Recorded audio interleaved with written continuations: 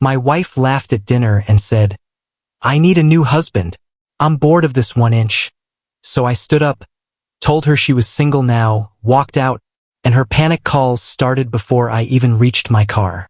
My wife sat at that Italian restaurant surrounded by her old college friends, laughing louder than everyone else while the candlelight glowed on the table, and I remember thinking how strange it felt to be sitting there yet feeling completely invisible. We had been going to that same place every month, always the same 4 couples, always the same rotating jokes about work, life, and marriage. But that night, something in the air already felt different, like a storm was quietly building under the soft music and the smell of garlic bread spreading through the room.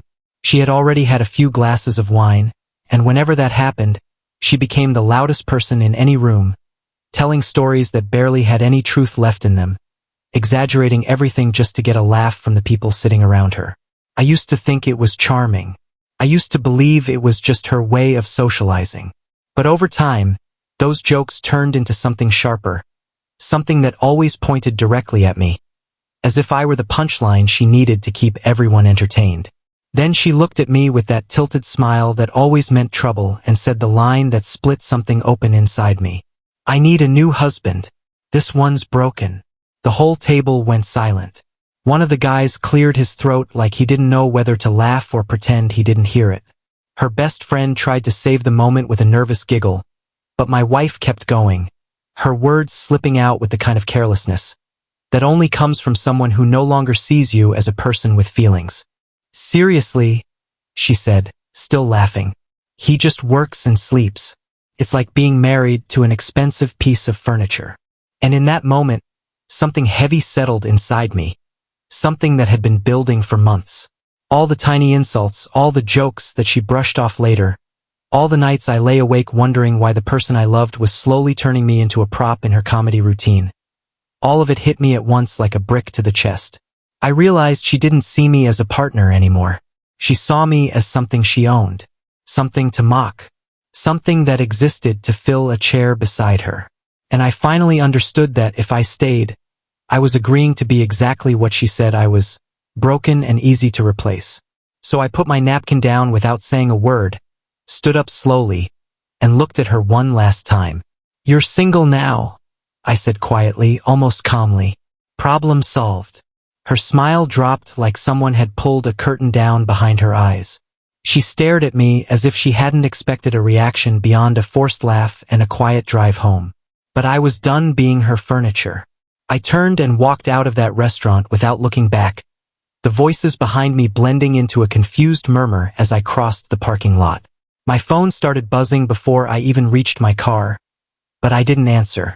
Instead, I got in, closed the door, and for the first time in a long time, I felt something that surprised me. Peace. It was strange how calm everything felt, like my body had finally stopped fighting a battle it had already lost months ago. I drove home, packed a bag, grabbed my laptop, clothes, documents, and whatever essentials I needed, then checked into a hotel across town. That night, I slept better than I had in months, maybe years, and when morning light came through the curtains, I finally turned my phone back on. A flood of notifications poured in, missed calls, voicemails, texts, all from her. Each message was some version of the same lines. "You're overreacting. It was just a joke. Call me back. This is crazy." I deleted every single one. Then I blocked her number. And when I dialed my lawyer, a guy I knew from the golf course, I felt something I hadn't felt in a long time. Control. "I need to file for divorce today," I told him. "What happened?" "My wife's been disrespecting me in public for months. I'm done." There were no kids, no shared accounts, no legal ties strong enough to chain me to a marriage that had been dead long before that dinner. He told me he could have the papers ready fast. Asked if I was sure. I told him I had never been more certain of anything, and that was the beginning. And that morning, as I sat in my quiet apartment, I finally realized something important. Every single day I had given her patience, understanding, money, and respect, but not once had she given me the same in return. I had been living in a marriage where I was expected to be her support system, her financial safety net, and her emotional punching bag all at once, and I had ignored every red flag because I thought that was what love looked like. But sitting there, surrounded by silence instead of criticism, I felt something I hadn't felt in years: peace. A peace so deep it almost hurt to realize how long I had lived without it. While I was drinking my coffee, my phone buzzed again with a number I didn't recognize. I looked at the screen, felt that familiar tightness in my chest, and then let it ring. I already knew who it was. I didn't pick up. I didn't care to hear another circular speech about how I overreacted or how it was just a joke. I was so tired of being the only one trying to make a marriage work. I put the phone face down and let the silence answer for me. Later that evening, I drove back to the house to pick up a few more things. The sun was setting behind the rooftops, and the entire neighborhood looked calm, but my stomach was tight as I pulled into my own driveway. A driveway I had paid for every month. A driveway she had tried to lock me out of like I was a stranger.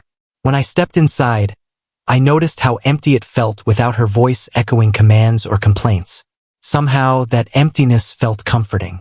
I collected a few boxes of clothes, my tools, some old books I liked reading at night, and a jacket she always said made me look too plain. That jacket went straight into the car first. Not because I loved it, but because I wanted to wear anything she thought wasn't good enough. It was a small act of rebellion, but it felt strangely satisfying. Before leaving, I walked through every room slowly, like I was taking one final look at a life that no longer fit me. The living room where she once told her friends I was a quiet decoration. The kitchen where she'd laugh about how I was lucky she stayed. The bedroom where she'd complain I was too tired from working 2 jobs. All these moments hit me at once, and I wondered how I ever let myself believe I deserved this kind of marriage. I stood there for a while, taking a deep breath, letting go of every memory that had weighed me down for years. Then I turned the lights off, locked the door behind me, and walked away. Not just from a house, but from a life that had been slowly draining the strength out of me. Driving back to my apartment, I finally felt something shift inside me. A quiet strength, a calm determination I hadn't felt in years. It was the feeling of taking my life back. And little did I know, this was only the beginning of a whole new chapter. A chapter where I would learn what respect actually felt like, what peace actually sounded like, and what it meant to walk away from someone who never valued me to begin with.